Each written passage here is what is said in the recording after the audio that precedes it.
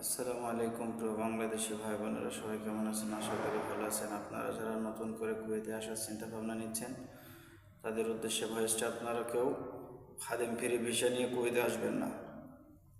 যে আপনার কাছে পয়সা করে নিয়ে আপনি 8 লাখ 10 লাখ টাকা খরচ করে কুয়েতে আসবেন, বাহিরে কাজ করবেন।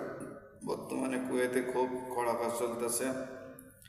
অবৈধ লোক এবং খাদেম ফ্রি ভিসা কোথাও কাজের মিলতেছে না। তো আপনাদের উদ্দেশ্যে একটা কথা, আপনারা কুয়েতে আসার আগে জাস্টিফাই করে আসবেন। খাদেম ফ্রি ভিসা আপনার 20 নম্বর ভিসা।